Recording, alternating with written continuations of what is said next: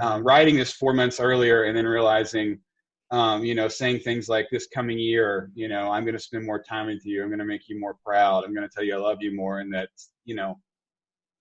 that's it. I can't, it's the hard stop of the whole thing really, really affected me. And it really made me, brought me, joy that I had done that. That I had made that decision to share this and to put it out there, and that it was in this space that people could read it and they could relate to it, and that the impact it had on my on my mother and just our relationship, and in the presence of where I was at that moment, it really was a comforting thing. I guess that's how you put it. You say it was a comforting thing. Welcome to the Gratitude Podcast on www.georgeandbenta.com, where you'll hear a new story each week that will inspire more gratitude in your own life. Our mission is to inspire 100,000 people to discover how to feel gratitude and live a happy life through the amazing life stories of our successful guests and their actionable tips. And now, the host of our podcast, George and Benta. Hi, Gratitude Seeker. Welcome to a new episode of the Gratitude Podcast. Today with us, we have Chris Palmore. His story of why he actually created Gratitude Space is very touching, and I will be letting him tell you the story because I feel it's so intimate and it's so touching that it's best that you hear it from him. So he created Gratitude Space, and I am part of Gratitude Space. I've been interviewed by Chris on his website, and he's doing some amazing things. But firstly, let's get to know Chris a little bit. Hi, Chris. Welcome to the Gratitude Podcast. Hi, Georgianne. It's great to be here. Thank you for having me. My pleasure. So let us know a little bit more about you and also about what motivated you to create Gratitude Space. Okay, yeah, I'll do my best to not to make it too. I could drag the story on for a long time, but basically, what happened was in the fall of 2013, I was listening to a podcast. Actually, I was listening to the Adam Carolla show, and he was talking about how birthdays and celebrating birthdays were almost like appreciation trophies, and that if you really wanted to make your birthday special, that you should make it about somebody else. That was the gist of it, and that really resonated with me, being that my birthday was coming up. This was this was the fall, and my birthday is December 30th, so I'm a birthday at the end of the year, and I started thinking about this idea of celebrating somebody else, because it's great I'm alive for one more year, but it's not really it's not that's not, to me personally, that's not very special. You know what I mean? I think that's taking the time to think of somebody else in your life and reflecting that outward, I think is more beneficial for everybody, period. So what I did is I got up really early, December 30th of 2013, and I decided that I was going to write basically what became a gratitude letter to my mother.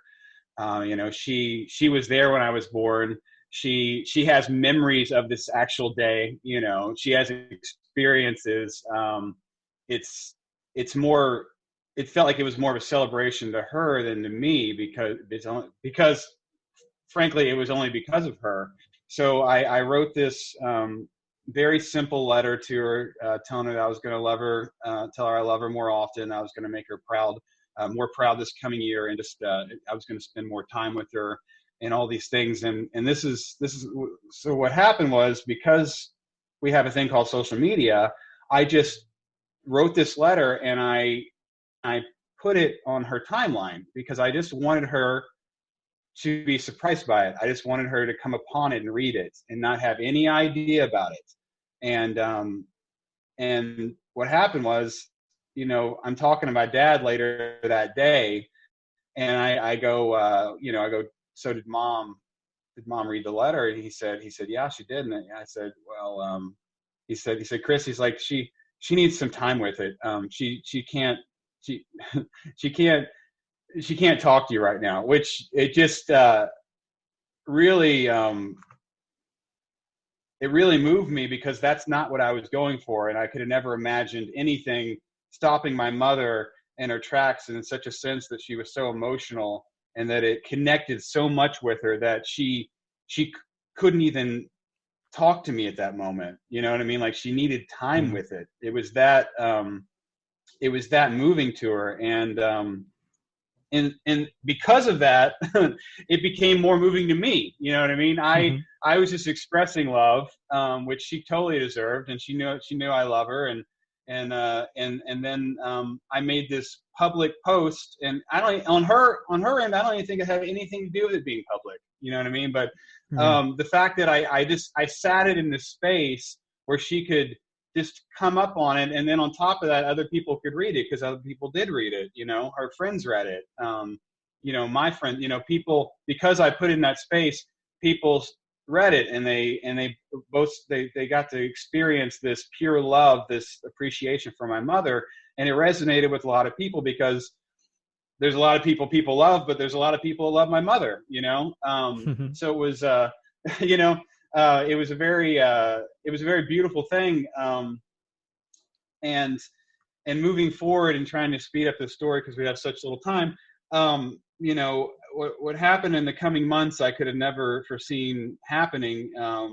It was 4 months to the day later, on April 30th, that my mom passed away.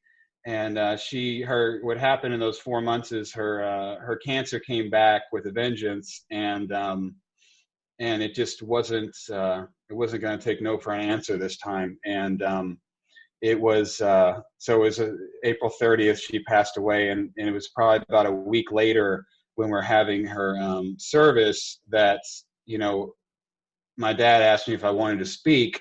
And I just came back to this letter, and I was thinking about this letter. And even what I did is I had my cousin read it for me, because I just didn't want to. I just couldn't be in an emotional space to go read that, you know, because writing this 4 months earlier, and then realizing, you know, saying things like, this coming year, you know, I'm going to spend more time with you. I'm going to make you more proud. I'm going to tell you I love you more, and that, you know, that's it. I can't, you know, it's the hard stop of the whole thing really,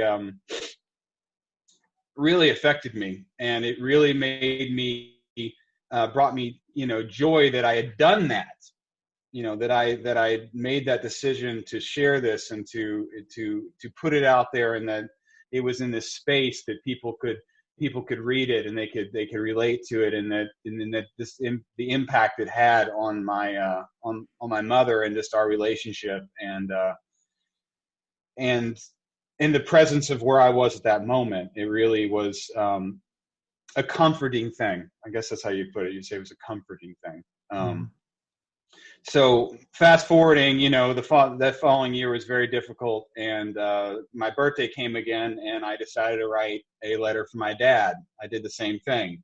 I put it in a space, and I shared this love with him, and from that, I realized the power of writing gratitude letters, and the power of putting these acts of love, these words of love, in a place where people could see them, and could be touched by them. And I initially started a website called lettersofgratitude.org. This initiated people to share letters of gratitude, and that's what sprung a really long journey of collecting letters, and even talking to kids, and you know, getting on a train and crossing the country, and collecting videos and letters in Seattle, and going down to San Francisco, and Los Angeles, and Las Vegas, and then doing Gratitude New York, and these interviews with yourself and these other people. It all sprung from that initial act, the morning of December 30th of 2013. That's amazing. And I think it's so inspiring, and it makes us think. And I think that's the most beautiful part. It makes us think about the people in our life that we appreciate, because most of the times when I ask people what they're grateful for, they talk about their parents, and um, not all of us are strong enough emotionally to actually let them know that we love them, or that we are grateful for them and for the things that they did. And I think this is very inspiring, and I'm really happy that you shared with us your beautiful story. And I think it's amazing that you were able to do so many things out of that initial gratitude space. Thanks, Georgianne. I appreciate, it's a journey, and it's it's hard to find gratitude in grief, but there's there's a lot. For example, okay, if if you're really grieving somebody, it's because you had a connection with them, and like a love relationship. And the fact of the matter is, and it's sad, but it's true, that if you love somebody, one of you eventually is going to pass away. Yeah. It's the agreement. It's a silent agreement when you love somebody. But I'll take that agreement any day of the week. To have that love, to have that friendship, to have those memories, to have these feelings. I'll take that agreement, and it's what it is. At the end of it, and even in, when you see someone in pain, when I say, with my mother, for example, and being there through hospice and all these things, I'm grateful she's not in pain anymore, man. Straight up, Mm, you know what I mean? When yeah. it's what it is. It's the backside of things, but it's something to be grateful for. Um, that pain has recessed, and that's not going on anymore. So I and then even I go, okay, I'm grateful. I had an amazing mother for 34 years, man. That is, I mean, I know how fortunate I am. I know people that have never met their mothers. I know, there's people that didn't have good mothers, or whatever. You know, I know that's a really fortunate thing, and I got to be present for that for 34 years, which is a huge blessing and something to be grateful for. Um, I would have loved to had more time, but that's not the point here. The point is I understand my place in this thing. You know what I mean? And how fortunate I am and was. Exactly. Yeah. And it's a great reminder for all of us that, like you said, we have this agreement with the people in our life that sooner or later, whether us or them, will not be here anymore. And I think this is this is in part really beautiful, because it makes us appreciate the moments that we have with them much more, knowing that whether we like it or not, it's going to end at one point. And I think it's very important to realize that, and maybe get inspired by what you did, and show that gratitude, write that gratitude letter. And what I also love about your story is the fact that you didn't feel like it was, you had to write like a gratitude letter, like a classical gratitude letter written by hand and sent by post or something like this. I think it's great for our listeners to also think about the fact that we can write a gratitude letter in different ways that maybe are easier for us, or um, that don't make the process harder than it should. And I think that's a great idea, even though, of course, probably the best way and the most personal way is handwriting. But there are other ways in which we can do this. And if we would much easier do this much easier, and it's much more probable for us to actually get around to doing it, I think it's much better to do this, even if it's not that, like uh, the high end of it, like the handwritten thank you letter. And I think that's a really important point to make, that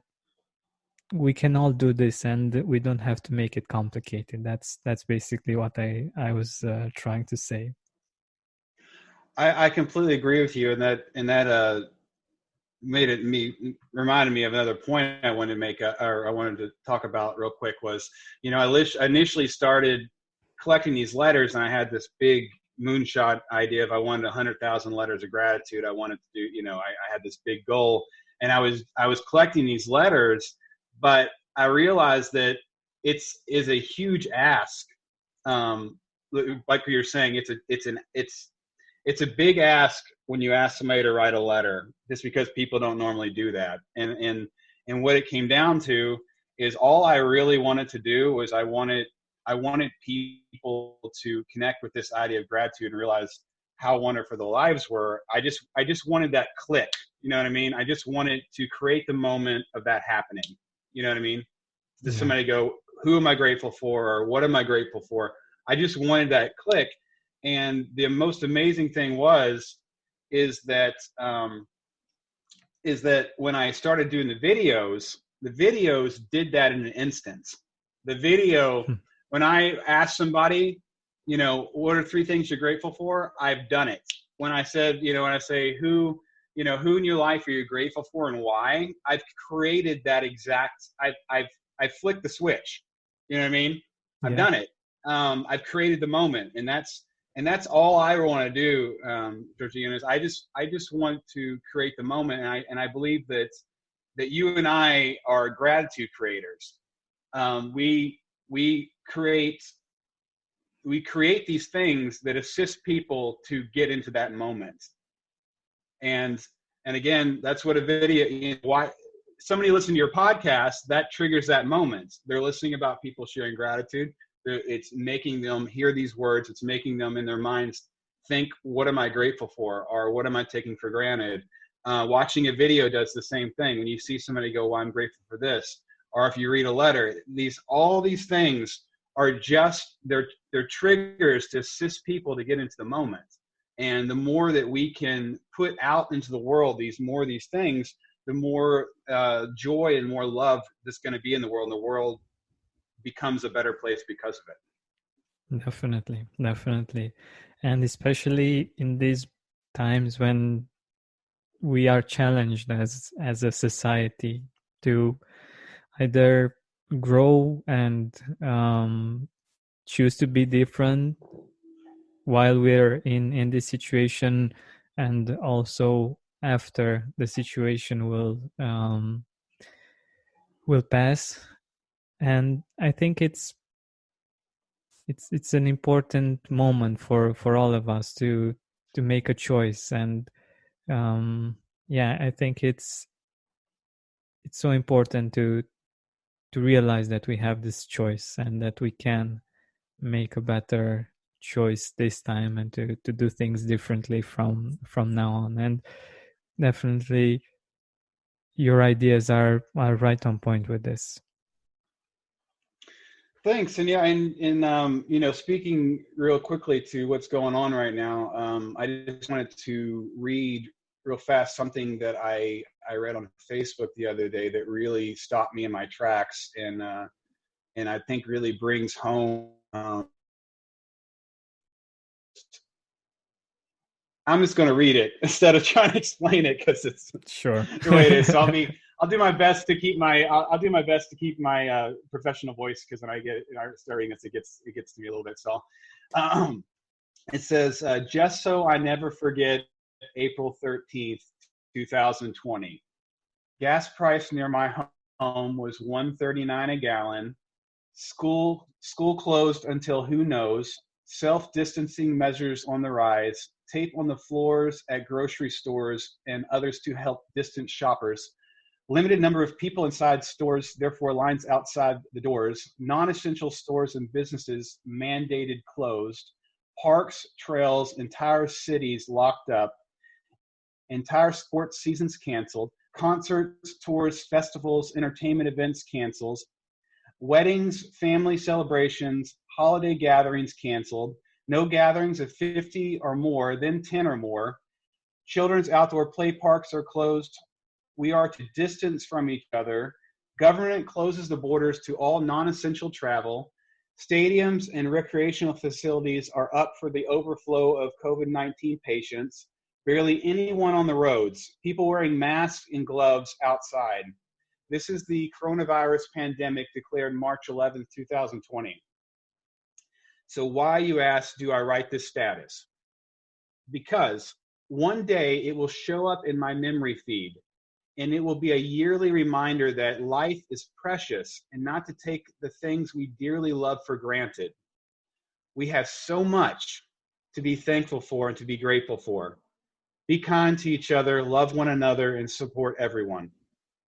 This episode is brought to you by Let's Get Checked, the leading provider of at-home health tests. Are you looking to improve your thyroid levels? With Let's Get Checked, you can do a simple at-home health test that will give you a complete picture of your hormonal health in 5 days.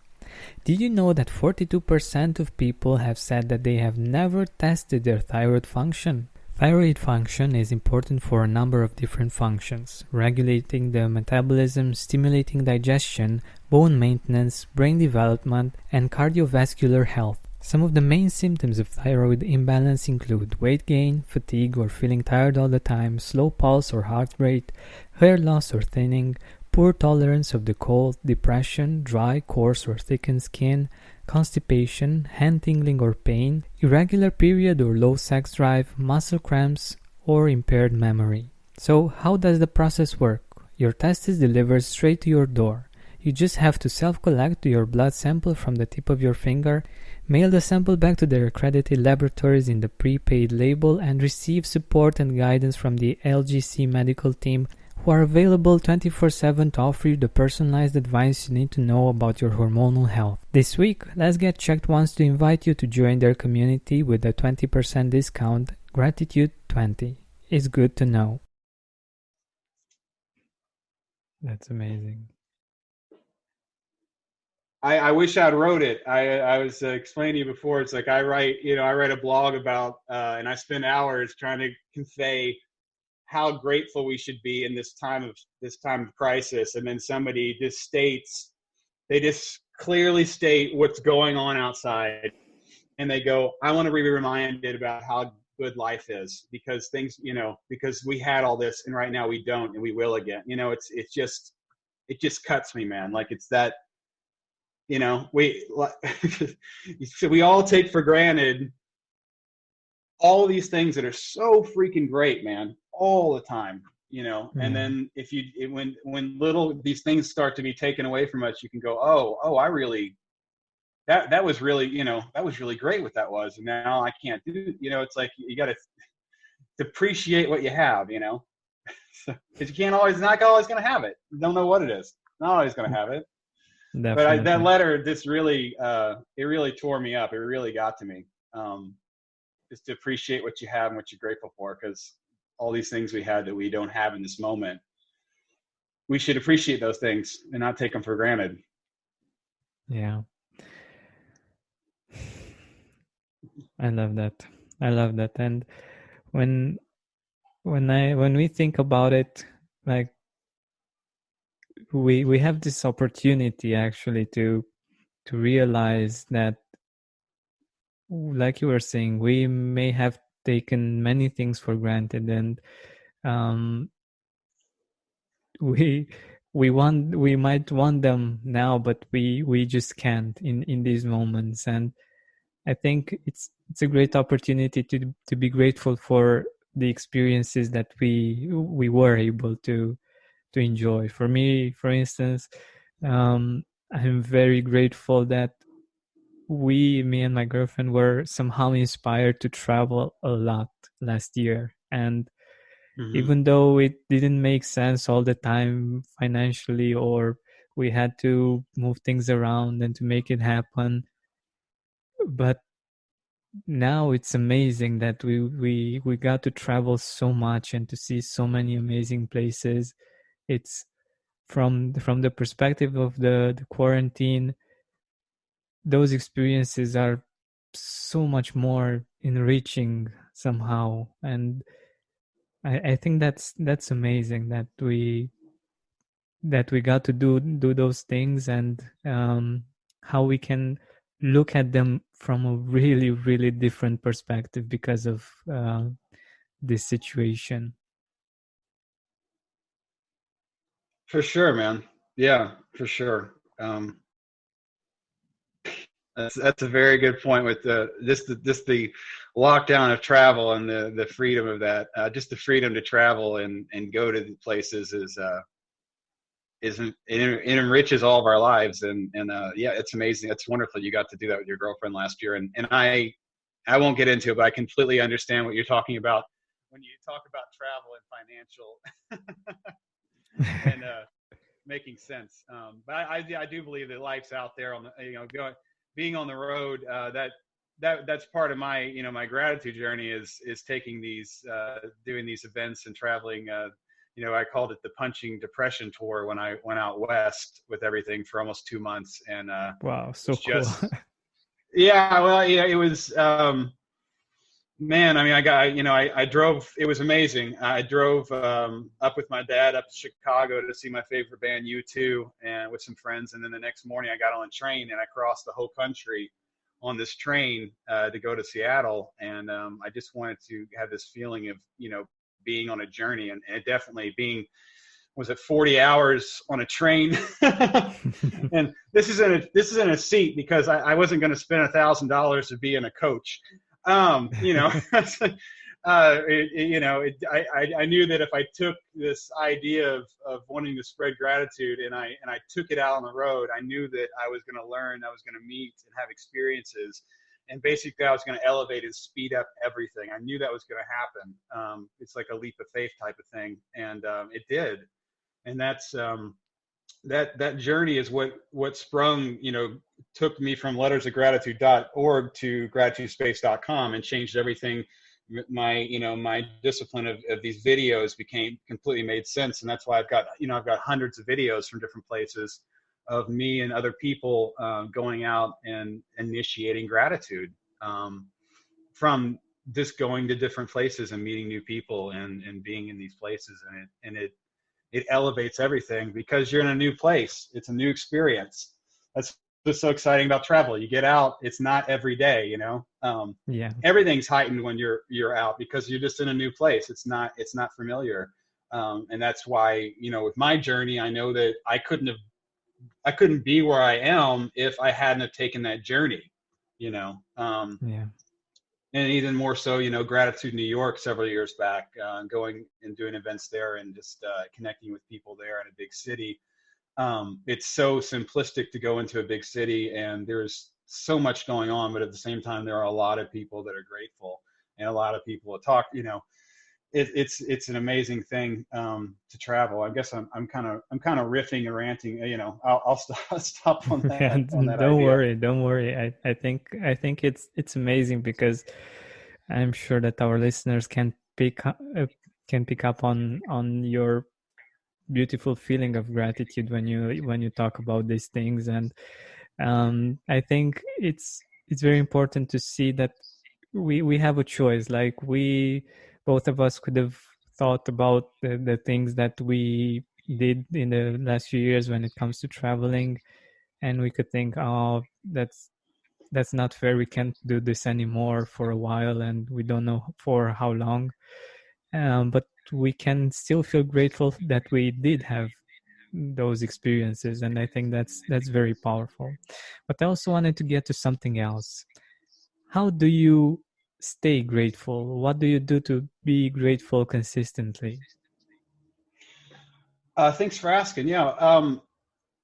Well, there's a few things I do every day. So I have a gratitude journal. I would recommend to anybody. You can get on like Amazon. It's called it's Gratitude Journal, 5 minutes a day to develop gratitude and mindfulness and productivity. Um, I really like this little book because it's 90 days. It costs $6, and it's just very simplistic. It goes off the similar. You've probably heard of the 5 minute journal. It's similar. It allows me to just express what I'm grateful for in the morning.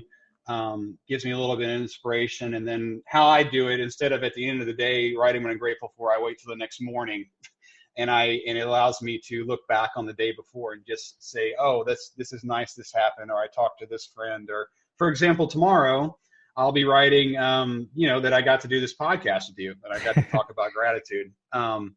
That's one thing. I meditate on average 10 minutes every day. It's a big part of my meditation, part of my staying grateful. Obviously, when it comes to gratitude creators, because we're creating gratitude, we think about it a lot more than other people. And, when I receive an interview or if I'm connecting with somebody like yourself, it just inspires me to continue doing what I do and keeps me in a grateful state.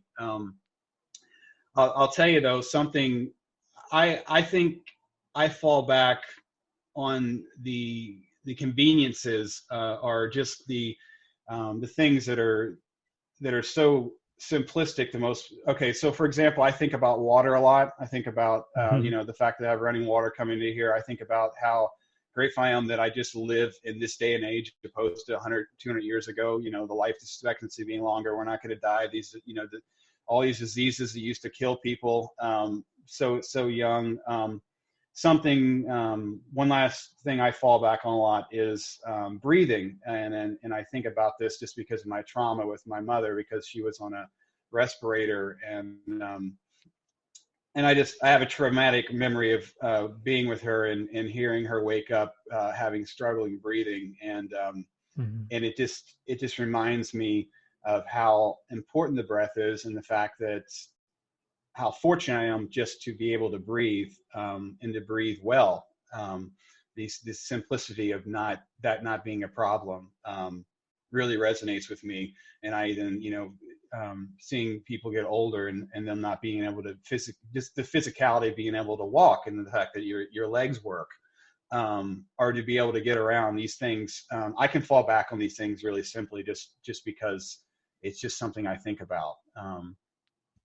And I think, some people are worse off, or not as, worse off than others, but I feel like there's a lot of things that consistently are going right for everybody every day. And I think it's easy if you're being able to think, even if you're just being able to think, if you're being able to hear, being able to see, having running water, electricity, heat. Right now it's cold in Kentucky, having heat, these are modern day conveniences that are just, that anybody can latch onto at any given moment and seriously can be grateful for. Exactly. I love that. And yeah, we don't usually, or we just don't need big things to be grateful consistently, and we get to enjoy these smaller things much more often, and we can build on these small things a really beautiful life and a really grateful life. And I think that's a really great reminder for all of us. So since we're nearing the end of our time together, do you want to share with us a few people in your life that you're grateful for, and why? For sure. Thank you. Always. I knew you were going to ask this, and I could go to my number one and number two, but I wanted to think about this question a little more three-dimensionally.